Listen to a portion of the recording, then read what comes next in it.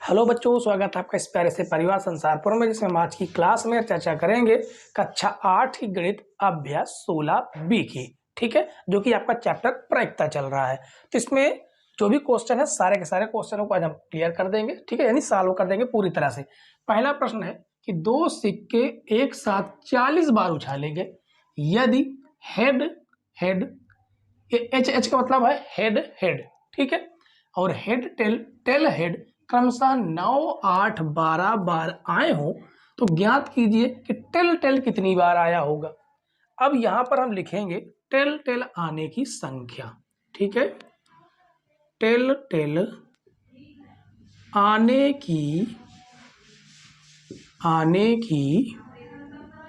संख्या बराबर। अब आपको पता है कि कुल कितनी बार उछाला गया है, 40 बार। 40 बार में से हेड हेड आया है 9 बार, प्लस हेड टेल आया है 8 बार, और टेल हेड आया है 12 बार। तो इनको घटाने पर जो बचेगा वो आपका टेल टेल आने की संख्या होगी। ठीक है, तो ये हो जाएगा आपका 40 माइनस 12, 8, 20, 9, 29। घटाइएगा, 10 में से 9 जाएगा आपका 1 बचेगा, 3 में से 2 जाएगा 1 बचेगा, यानी 11 आपका क्या हो जाएगा आंसर। ठीक है, दूसरा प्रश्न देखिए, एक सिक्का 1000 बार उछाला गया, पाया गया कि चित्त 455 बार आया, ज्ञात कीजिए कि पट आने की प्रतिशत कितना है। तो पहले हम ये तो ज्ञात कर लेंगे पट कितनी बार आया है। ठीक है, तो लिखेंगे पट आने की संख्या बराबर कितनी बार उछाला गया है, 1000 बार, माइनस 455 कर देंगे, 455, तो हमें पता चल जाएगा क्या कि पट कितनी बार आया। तो इसे आप घटाइएगा, 10 में से 5 जाएगा आपका 5 बचेगा, 9 में से 5 जाएगा आपका 4 बचेगा, और ये भी आपका कितना बचेगा, 9 बचेगा। ठीक है, देखिए 10 में से 5 जाएगा आपका 5 बच गया, 9 में से 5 गया 4 बच गया। अब इधर समझ लिया कितना हो गया, ये आपका 9 ही है, और 9 में से 4 जाएगा कितना जाएगा 5। ठीक है, 545 कितनी क्या आया है आपका पट आया है। अब पट आने की हम प्रतिशत निकालेंगे, पट आने की प्रतिशत। अब प्रतिशत का एक फार्मूला आप याद रखिए, किसी का भी प्राप्त संख्या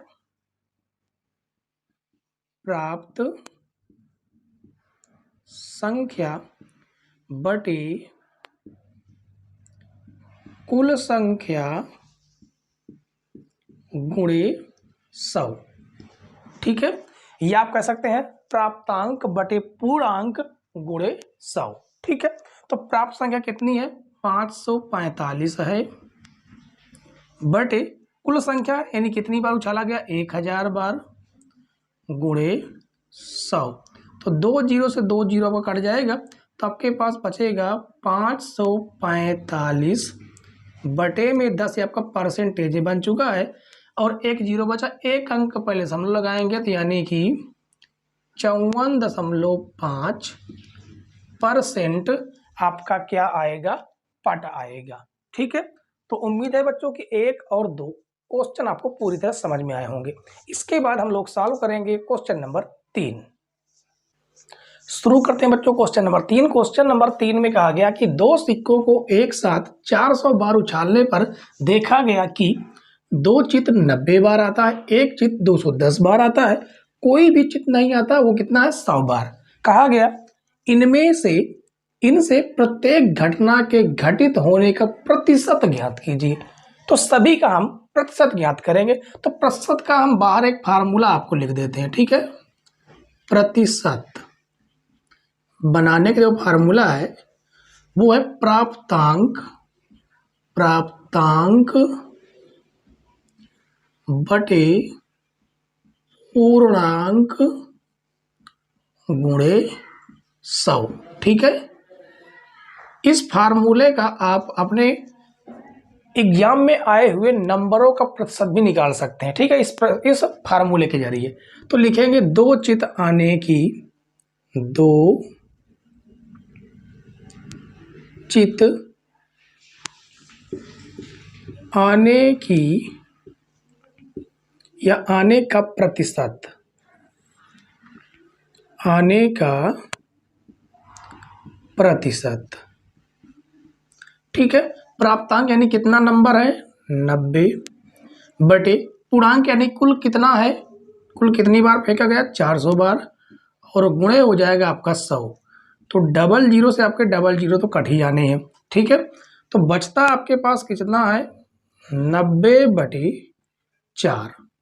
अब इसको 4 से काट देते हैं। 4 एक अन्नम 4, 4 दूनी 8, एक बढ़ेगा फिर दशमलव लगाएंगे, सॉरी दशमलव भी कहाँ लगेगा, 4 दूनी 8, एक बढ़ेगा हो जाएगा 10, तो 4 दूनी 8।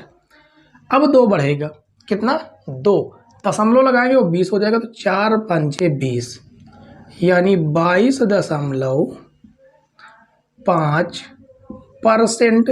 ये आपका 2 चित आने का प्रतिशत है। ठीक है, 1 चित आने का प्रतिशत, 1 चित आने का प्रतिशत, 1 चित आने का प्रतिशत कितना देखिए, प्राप्तांक है 210, पूर्णांक है आपका 400 और गुणे हो जाएगा आपका 100। ठीक है, 20 कटेगा तो बचेगा आपके पास 210 बटे 4, काटेंगे 4 एक अन्नम 4, 4 पंचे 20, एक बढ़ेगा 4 दूनी 8 दशमलव और 20 हो जाएगा 4 पंचे 20। ठीक है, सॉरी 52.5 ये आ जाएगा। अब कोई भी चित नहीं हो इसकी प्रतिशत देख लेते हैं। कोई चित ना होने का प्रतिशत, ठीक है, कितना है 100 है, प्राप्तांक बटे पूर्णांक गुणे 100, तो 20 से 20 को कट जाएगा और इसको काटेंगे 4 एक अन्नम 4, तो आपका 25 बार में कटेगा। कितनी बार में 25 बार में, तो ये आपका आ जाएगा 25%। ठीक है, तो उम्मीद है बच्चों कि तीसरा प्रश्न आपको पूरी तरह से समझ में आ गया होगा। इसके बाद हम लोग सॉल्व करेंगे क्वेश्चन नंबर 4। क्वेश्चन नंबर 4 देखिए बच्चों, क्वेश्चन नंबर 4 में कहा गया कि एक पासे को 1000 बार फेंकने पर प्राप्त परिणामों 1, 2, 3, 4, 5 और 6 की बारंबारताएं निम्नलिखित सारणी में दी हुई हैं। ये आपके परिणाम दिए गए हैं। ठीक है, ये आपकी बारंबारताएं दी गई। बारंबारताएं का मतलब है कि एक कितनी बार प्राप्त हुआ 180 बार, 2 150 बार, 3 160 बार, 4 140 बार, 5 180 बार और 6 190 बार प्राप्त हुआ। कितने में से 1000 पासा फेंकने पर। ठीक है, और कहा गया कि 1, 2, 3, 4, 5, 6 में प्रत्येक के आने का प्रतिशत ज्ञात कीजिए। तो सबसे पहले आपको प्रतिशत का फार्मूला पता होना चाहिए। ठीक है, तो चलिए हम प्रतिशत में बदलने का फार्मूला आपको अलग लिख देते हैं। प्रतिशत प्राप्तांक बटे पूर्णांक गुणे 100, ये आपका प्रतिशत बदलने का फार्मूला है। ठीक है, प्राप्तांक मतलब कितनी बार प्राप्त हुआ वो अंक, पूर्णांक कितने अंक या कितने अंकों में प्राप्त हुआ, और प्रतिशत बदलने के लिए गुणे में 100। ठीक है, तो सबसे पहले हम 1 लिखेंगे, तो लिखेंगे 1 का प्रतिशत, 1 का प्रतिशत प्राप्त कितना हुआ 180 बार, कितने बार फेंका गया है पासा 1000 बार, गुणे में आपका 100, 1 2 3, 1 2 3, कितना आ गया आपका 18 परसेंट। 2 का प्रतिशत, 2 का प्रतिशत कितना है? 150 बटे 1000 गुणे में 100, 1 2 3, 1 2 3, कितना आ जाएगा? 15%। ठीक है, 3 का प्रतिशत, 3 का प्रतिशत कितना है? 160 बटे 1000 गुणे में 100, 1 2 3, 1 2 3, कितना आ जाएगा? 16%। 4, चेक कहीं पर मिस्टेक है क्या? 1 का प्रतिशत, हाँ ठीक है। अब 4 का प्रतिशत, 4 का प्रतिशत, 4 का प्रतिशत कितना? 140, 140 बटे 1000 गुणे में आपका 100, 1 2 1 2, अच्छा एक और है, ठीक है, तो आपका हो जाएगा 14%। उसके बाद अब हम 5 का प्रतिशत निकालेंगे। 5 का प्रतिशत, 5 का प्रतिशत कितना? 180 बटे 1000 गुणे में आपका 100, तो ये आपके जीरो क्या हो जाएंगे? कट जाएंगे, बचेगा आपके पास मात्र 18%। और 6 का प्रतिशत, 6 का प्रतिशत आपका आ जाएगा 190 बटे 1000 गुणे में 100, ये आपके तीनों जीरो कट जाएंगे, केवल मात्र आपके पास बचेगा 19%। ठीक है, तो इस प्रकार से सारे के सारे परिणामों को बारंबारता लेकर आपको प्रतिशत ज्ञात करना था। ठीक है, तो उम्मीद है बच्चों कि क्वेश्चन नंबर 4 भी आपको बेहतरीन तरीके से समझ में आ गया होगा। इसके बाद हम लोग सॉल्व करेंगे क्वेश्चन नंबर 5। क्वेश्चन नंबर 5 देखिए बच्चों, क्वेश्चन नंबर 5 में कहा गया कि 2 पासे एक साथ फेंके जाते हैं और पासों पर ऊपर आने वाले अंकों का योग लिया जाता है। निम्नलिखित घटनाओं को समुच्चय के रूप में लिखिए। अब ये आपके 4 क्वेश्चन दिए गए हैं। पहले में कहा गया प्राप्त योग सम संख्या हो, प्राप्त योग 3 का अपवर्त्य हो यानी 3 का गुणनखंड हो, प्राप्त योग 4 से न्यून हो यानी 4 से कम हो, अब प्राप्त योग 10 से अधिक हो। उसके लिए सबसे पहले 2 पासे फेंकने पर कितनी कंडीशन बनती है, कितने परिणाम हमें प्राप्त होंगे, हमें वो पता होना चाहिए। ठीक है, तो लिखेंगे 2 पासे फेंकने पर, 2 पासे फेंकने पर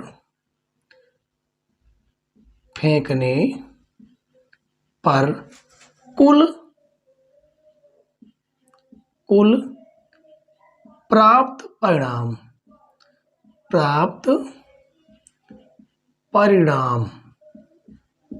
ठीक है, चलिए अब हम पासा फेंकना शुरू करते हैं। 2 पासे फेंकने हैं, हो सकता है पहले वाले पासे में 1 आ जाए, दूसरे वाले पासे में भी 1 आ जाए, ऐसा हो सकता है। हो सकता है पहले पासे में 1, दूसरे में 2, पहले में 1, दूसरे में 3, पहले में 1, दूसरे में 4, पहले में 1, दूसरे में 5, पहले में 1, दूसरे में 6, ऐसे हो सकते हैं। या ऐसा भी हो सकता है कि पहले पासे में 2 आ जाए, दूसरे में 1 हो। ठीक है, पहले में 2 हो, दूसरे में भी 2 आ जाए, पहले में 2, दूसरे में 3, पहले में 2, दूसरे में 4, पहले में 2, दूसरे में 5, पहले में 2, दूसरे में 6। ठीक है, इस प्रकार से इन्हें बनाना, बहुत आराम से ध्यानपूर्वक हमें बनाना है। कैसे बनाना है समझते चलिए। पहले में 1, पहले में आप 1 1 रख दीजिए, दूसरे में 1 1 नंबर बढ़ाते रहिए, 1 2 3 4 5 6, फिर फिर पहले वाले में 2, फिर बाकी में 1 2 3 4 5 6 कर दीजिए। इस प्रकार से पहले में 3, दूसरे में 1, पहले में 3, दूसरे में 2, 3 3, 3 4, 3 5, 3 6। ठीक है, और ऐसा भी हो सकता है पहले में 4 आ जाए, दूसरे में 1 आ जाए। 4 2, 4 3, 4 4, 4 5, 4 6। हो सकता है 5 और 1 आ जाए। 5 2, 5 3, 5 4, 5 5, 5 6। हो सकता है पहले में 6 आए, दूसरे में 1 आ जाए। 6 2, 6 3, 6 4, 6 5, 6 6। ठीक है, इतने कंडीशन बने। कितने हैं? 36 है। कैसे हमें चेक करना है? देखिए, पासे में कितने होते हैं? 6 शब्द होते हैं, यानी कि 6 अंक होते हैं 1 से 6 तक। कितने पासे फेंके जा रहे हैं? 2 पासे। तो उसका आप घात लगा दीजिए और कितना आ जाएगा आपका? 36। कोई भी हो, सिक्का अगर फेंकते हैं, एक सिक्के को 3 बार उछालते हैं तो सिक्के में 2 पहलू होते हैं, तो 2 यहां पर रखेंगे, उसकी घात 3 लगा देंगे, 8 आ जाएंगे। ठीक है, अब हमें इसी को देखते हुए इसमें हमें समुच्चय के रूप में लिखना है। समुच्चय को हमें किस प्रकार से लिखना होता है? इस प्रकार से एक मंझले कोष्ठक के अंदर लिखना होता है। ठीक है, प्राप्त योग सम होना चाहिए। तो देखिए, आपका 1 1 जोड़ेंगे तो आपको सम ही प्राप्त होगा। ठीक है, 1 3 हो जाएगा आपका, 1 3 सम होना चाहिए उनका योग। उसके बाद 1 5 हो जाएगा, 1 5 हो जाएगा। उसके बाद आपका 2 2 हो जाएगा, 2 कामा 2 हो जाएगा। ठीक है, 2 कामा 4 हो जाएगा, 2 कामा 4। उसके बाद 2 कामा 6 हो जाएगा, 2 कामा 6 हो जाएगा। 3 कामा 1 हो जाएगा, 3 कामा 1 हो जाएगा। 3 कामा 3 हो जाएगा, 3 कामा 3। उसके बाद 3 कामा 5, 3 कामा 5 हो जाएगा। इसमें आ जाते हैं 4 कामा 2, 4 कामा 2, 4 कामा 4, 4 कामा 4 और 4 कामा 6, 4 कामा 6 हो जाएगा। इसमें आ जाते हैं 5 कामा 1, 5 कामा 1, 5 कामा 3, 5 कामा 3 और 5 कामा 5, 5 कामा 5, 6 कामा 2, 6 कामा 2, 6 कामा 4, 6 कामा 4 और 6 कामा 6, 6 कामा 6। ये आपका समुच्चय पूरा हो गया। ठीक है, समुच्चय के रूप में जब लिखा जाता है तो मंझले कोष्ठक के अंदर सारे अवयव रखे जाते हैं। ठीक है, इसके बाद प्राप्त योग 3 का अपवर्त्य हो, 3 का गुणनखंड होना चाहिए। तो आपका 2 कामा 1 मिल जाएगा। ठीक है, 2 कामा 1 योग होना चाहिए, जो प्राप्त योग होगा 3 का अपवर्त्य हो। तो 2 कामा 1 3 हो गया। 5 कामा 1 या सॉरी 1 कामा 5। उसके बाद 2 कामा 1, 2 कामा 1 हो जाएगा। उसके बाद 2 कामा 4 हो जाएगा, 2 कामा 4 और उसके बाद ये तो होंगे नहीं, और 3 कामा 3 हो जाएगा, 3 कामा 3 हो जाएगा, 3 कामा 6 हो जाएगा, 3 कामा 6 हो जाएगा। 4 कामा 2 हो जाएगा, 4 कामा 2 और उसके बाद 4 कामा 5, 4 कामा 5, 5 कामा 1, 5 कामा 1, 5 कामा 4, 5 कामा 4 और उसके बाद आपका हो जाएगा 6 कामा 3, 6 कामा 3 और 6 कामा 6। कौन सा? 6 कामा 6। ये हो जाएंगे आपके जो प्राप्त योग 3 के अपवर्त होंगे। ठीक है, प्राप्त योग होगा वो 3 का गुणनखंड होगा ही होगा। प्राप्त योग 4 से न्यून हो, 4 से कम होना चाहिए, 4 से ज्यादा ना होना चाहिए। तो आपका पहला मिल जाएगा 1,1। आप देख सकते हैं योग इसका 4 से कम ही है। 1,2, उसके बाद 1,3 तो होगा ही नहीं क्योंकि 4 हो जाएगा। 2,1, 2,1, 2,2 भी नहीं होगा। अब आगे देखिए आपके बनेंगे ही नहीं, केवल इतने ही 3 ही होंगे जिनका योग जो है प्राप्त योग 4 से कम होगा। प्राप्त योग 10 से अधिक होना चाहिए। तो 10 से अधिक होने के लिए आपका कहाँ से मिलेगा, यहाँ भी नहीं मिलेगा, यहाँ तक भी नहीं मिलेगा, 4,1 भी नहीं मिलेगा, और 10 से अधिक 4,10, ये तो 10 ही होगा। आपका मिलेगा यहाँ से 5,6। तो आप देखेंगे 5,6, उसके बाद 6,4, 6,4 10 ही हो जाएगा, ये तो होगा नहीं। 6,5 हो जाएगा, 6,5 और एक हो जाएगा 6,6। मात्र 3 ही ऐसे हैं जिनका योग 10 से अधिक है। अब बताइए कमेंट्स करके कि क्वेश्चन आपको समझ में आया कि नहीं आया। 100% समझ में आ गया होगा। ठीक है, इसी बात पर आप लोग लाइक कीजिएगा। चलिए क्वेश्चन नंबर 5 के बाद हम लोग अब आगे क्वेश्चन सॉल्व करेंगे। क्वेश्चन नंबर 6, क्वेश्चन नंबर 6 देखिए बच्चों। क्वेश्चन नंबर 6 में कहा गया कि 3 सिक्के एक साथ उछाले जाते हैं तो निम्नांकित घटनाओं को समुच्चय के रूप में लिखिए। अभी 4 क्वेश्चन आपके सामने दिए गए हैं जिसमें कहा गया कोई चित्र प्रकट नहीं होता, केवल एक चित्र आता है, कम से कम 2 चित्र आते हैं, तीनों चित्र आते हैं। तो 3 सिक्कों को एक साथ उछालने पर कितने परिणाम बनेंगे, कुल कितनी कंडीशन होगी, आपको वो जान लेना है सबसे पहले। ठीक है, तो लिखेंगे 3 सिक्कों को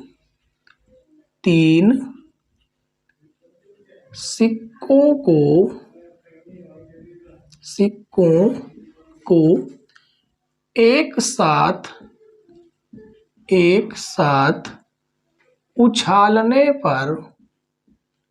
उछालने पर कुल प्राप्त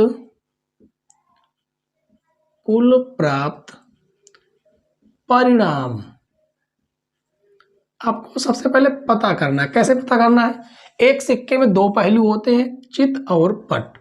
कितने सिक्के हैं, 3 सिक्के, तो 2 की पावर 3 का मतलब कितना होता है, 8, यानी 8 कंडीशन बनेंगी। ठीक है, तो यहां पर देखिए चित और पट कहा गया है। ठीक है, चित को हम लोग किससे प्रदर्शित करते हैं, चित को हम लोग प्रदर्शित करते हैं हेड से, एच से। ठीक है, और पट को हम लोग प्रदर्शित करते हैं टी से। ये आपको जरूर ध्यान देना है। ठीक है, चलिए अब हम कंडीशन बनाते हैं।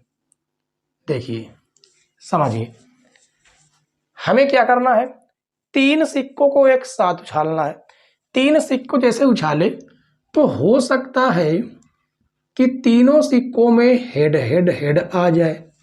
हो सकता है कि नहीं, आप कहेंगे बिल्कुल हो सकता है।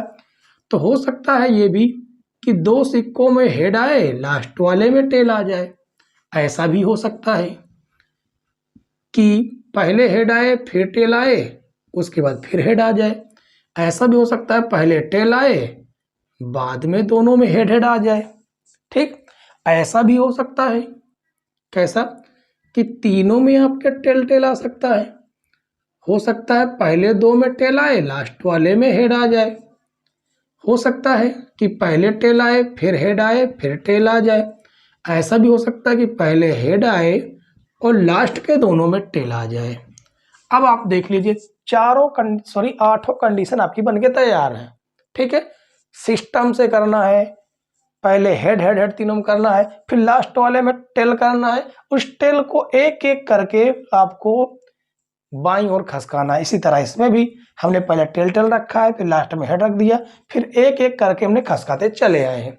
तो आपके 8 बन के तैयार। ठीक है, अब आपका क्वेश्चन बिल्कुल आसान हो गया।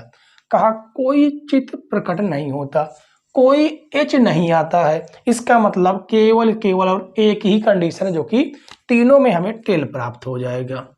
ठीक है, आपको इसको मंझले कोष्टक के अंदर ही रखना है। ऐसा क्यों?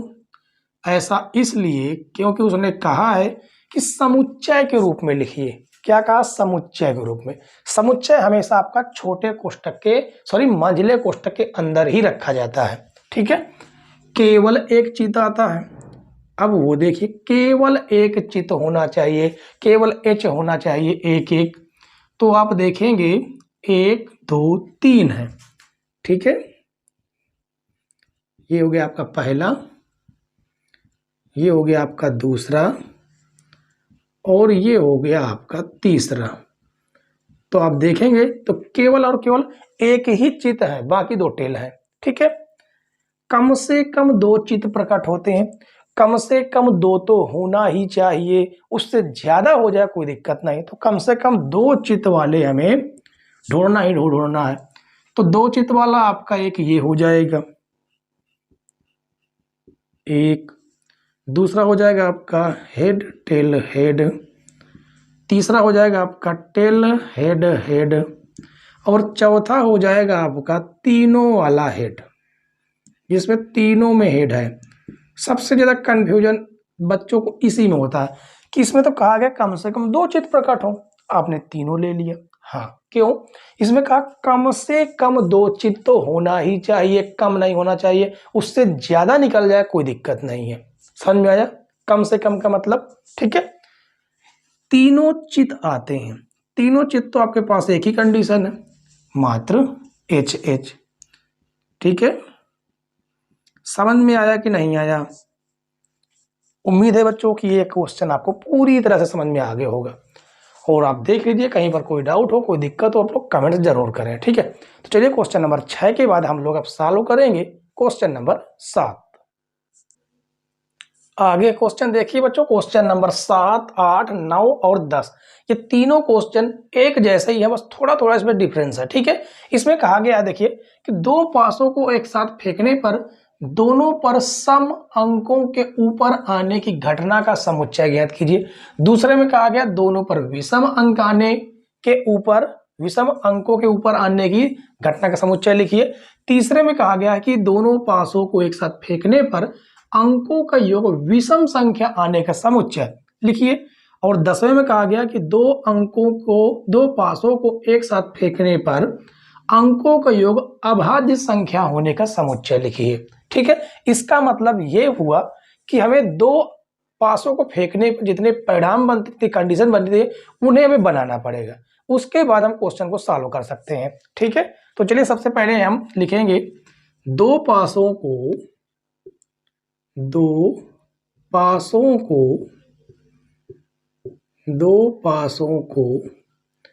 फेंकने पर, दो पासों को फेंकने पर कुल परिणाम कितने होंगे? अभी हमने आपको बताया था कि पासे में कितने पहलू होते हैं? 6, और दो पासे फेंके जा रहे हैं तो 6 का स्क्वायर हो जाएगा 36। और हमने ऐसे बनाए भी हैं। कैसे बनाना देखिए, पहले पासे पर एक हो सकता है, दूसरे में भी एक आ जाए। पहले पर एक, दूसरे में 2, 1 3, 1 4, 1 5 और 1 6। ठीक है, इसके बाद हो सकता है पहले में 2 आ जाए, दूसरे में 1, 2 2 हो सकता है, 2 3, 2 4, 2 5, 2 6। इसके बाद 3 1, 3 2, 3 3, 3 4, 3 5, 3 6। और इसके बाद 4 1, 4 1, 4 2, 4 3, 4 4 4 5 4 6 5 1 5 2 5 3 5 4 5 5 5 6। इसके बाद 6 1 6 2 6 3 6 4 6 5 6 6। ये आपकी 36 कंडीशन बनकर तैयार है। ठीक है, अब इसके बाद जो है हम क्वेश्चन को सॉल्व करेंगे। तो लिखेंगे आंसर नंबर 7। क्या लिखा गया है कि दो पासों को एक साथ फेंकने पर दोनों पर सम अंकों के ऊपर आने का समुच्चय ज्ञात कीजिए। तो चलिए देखिए, हम समुच्चय बनाते हैं, और ऐसा समुच्चय जिसके दोनों पासों पर सम हो। तो देखिए, पहले में तो आपको मिलेगा नहीं, दूसरे में आपका एक ये रहा 2 कामा 2, उसके बाद ये हो जाएगा आपका 2 कामा 4 2 कामा 4 2 कामा 6 मिल जाएगा। इसमें देखिए आपको कोई नहीं मिलेगा, इसमें मिलेगा 4 कामा 2 4 कामा 2, ठीक है, फिर 4 कामा 4 4 कामा 4 4 कामा 6। फिर इसमें देखिए नहीं मिलेगा आपको, यहाँ पर मिलेगा 6 कामा 2 6 कामा 2 6 कामा 4 6 कामा 6। ठीक है, ये आपका क्वेश्चन नंबर 7 सॉल्व हुआ। अब हम लिखेंगे आंसर नंबर 8। इसमें कहा गया कि दोनों पासों पर विषम संख्या प्राप्त हो, दोनों पासों पर विषम होना चाहिए। तो इसमें मिलेगा आपका 1 कामा 1 1 कामा 1 विषम ही है। फिर उसके बाद मिलेगा 1 कामा 3 1 कामा 3, और उसके बाद 1 कामा 5 1 कामा 5, दोनों विषम होनी चाहिए। इसमें एक तो आपका सम रहेगा ही, मिलेगा ही नहीं। 3 कामा 1 3 कामा 1 3 कामा 3 3 कामा 3, उसके बाद 3 कामा 5 3 कामा 5, और इसमें आपको नहीं मिलेगा, ये मिलेगा 5 कामा 1 5 कामा 1 5 कामा 3 5 कामा 3 5 कामा 5, और इसमें आपको नहीं मिलेगा। ठीक है, तो ये आपका समुच्चय हो गया। उसके बाद 9वें नंबर देखिए, आंसर नंबर 9। इसमें क्या है, इसमें क्या समुच्चय बनाने के लिए बोल रहा है। इसमें कह रहा है दो पासों को एक साथ फेंकने पर अंकों का योग विषम आना चाहिए, बस अंकों का योग विषम। तो ये आपका देखिए 2 1 3, ये आपका मिल जाएगा 1 कामा 2, अंकों का योग विषम आएगा। उसके बाद 1 कामा 4 1 कामा 4, फिर उसके बाद आपको मिलेगा 1 कामा 6 1 कामा 6, उसके बाद इसमें मिलेगा 2 कामा 1 2 कामा 1 2 कामा 3 2 कामा 3 2 कामा 5 2 कामा 5, और ये हो जाएगा 3 कामा 2 3 कामा 2, और उसके बाद 3 कामा 4 3 कामा 4 3 कामा 6 3 कामा 6 4 कामा 1 4 कामा 1 4 कामा 3 4 कामा 3, इनका भी योग आपका विषम ही आएगा। 4 कामा 5 4,5। उसके बाद आपका आ जाएगा 5,2, 5,2, 5,4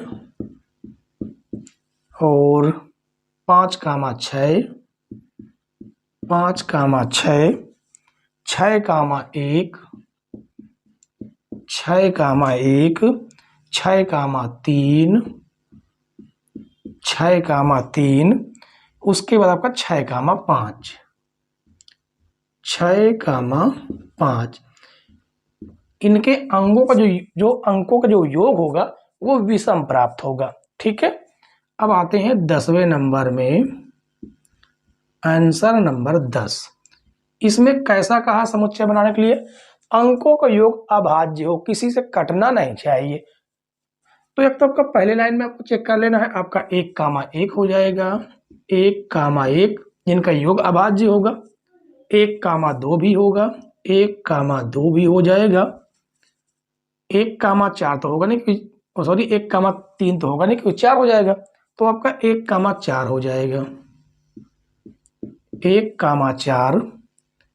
और उसके बाद 1,6, 1,6। दूसरे लाइन में देखिए 2,1, 2,1। उसके बाद 2,3, 2,3। उसके बाद 2,5, 2,5। और उसके बाद आपका 3,2, 3,2, 3,4, 3,4। उसके बाद आपका हो जाएगा 4,1, 4,1, फिर 4,3, 4,3। फिर आपका हो जाएगा 5,1 तो होगा नहीं, 5,2 हो जाएगा, 5,2 हो जाएगा। ठीक है, और आपका 5,6 मिल जाएगा, 5,6, 6,1, 6,1 और 6,5 हो जाएगा, 6,5 हो जाएगा। जिनका जो योग होगा वो आपका क्या प्राप्त हो जाएगा? अभाज्य संख्या प्राप्त होगा। अब आप एक एक क्वेश्चन को बहुत ही बारीकी से आपने समझ लिया है। ठीक है, तो उम्मीद है बच्चों कि 1 से 10 तक के सारे क्वेश्चन आपको समझ में आ गए होंगे। इसके बाद आपका लास्ट क्वेश्चन बचता है, जो कि है क्वेश्चन नंबर 11। क्वेश्चन नंबर 11 देखिए बच्चों, क्वेश्चन नंबर 11 में कहा गया कि एक लॉटरी में 100 इनाम है, जबकि उसके कितने इकाई, दहाई, सैकड़ा, हजार, 10,000, लाख, 1,00,000 टिकट बिके हैं। ठीक है, इस लॉटरी का एक टिकट खरीदने वाले व्यक्ति की इनाम जीतने की संभावना कितनी थी, यानी प्रायिकता कितनी थी। तो प्रायिकता को आपको एक फार्मूला आपको याद रखना पड़ेगा प्रायिकता का। ठीक है, प्रायिकता बराबर अनुकूल परिणाम, अनुकूल परिणाम बटे कुल परिणाम, कुल परिणाम। ये फार्मूला होता है। जब आप कक्षा 9 में जाएंगे तो भी यही फार्मूला मिलेगी, जब 10 में जाएंगे तो भी यही मिलेगा, जो 11 में जाएंगे तो भी यही, और 12 में जाएंगे तो भी यही फार्मूला आपको मिलेगा। ठीक है, और सबसे ज्यादा यूज होने वाला फार्मूला रहेगा आपका। तो देखिए, प्रायिकता या संभावना एक ही बात है। ठीक है, तो लिखेंगे इनाम जीतने की, इनाम जीतने की संभावना बराबर अनुकूल परिणाम कितने हैं, कितना इनाम जीत सकता है? 100। 100 कितने में से, सॉरी 1,00,000 में से, क्योंकि उसके पास कुल कितने टिकट थे? 1,00,000 थे। तो 1, 2, 1, 2 आ जाएगा आपका 1/1000। यानी उसके पास इतना भी लिख सकते हैं, या आप लिख सकते हैं या करके कितना आप लिखेंगे 0.001। इतनी मात्र उसके पास संभावना है कि 1000 1/1000 मात्र समझ लीजिए कि 0.001 यानी 1% नहीं है कि वो जीत सके। इसलिए अधिकतर बच्चों की लॉटरी जो लगती है बहुत से कम व्यक्तियों की लगती है, बहुत कम संभावना होती है जीतने की। ठीक है, तो उम्मीद है बच्चों कि आपको पहला जो प्रायिकता चैप्टर है ये आपको पूरी तरह समझ में आ गया होगा और आज से आपका चैप्टर समाप्त होता है। ठीक है, 16 नंबर चैप्टर था। इसके बाद हम अगला चैप्टर जो कि 17 नंबर है उसे हम कल की क्लास में आपको प्रोवाइड करवा देंगे। तो कल की क्लास का वेट कीजिए, तब तक के लिए बाय बाय, टाटा।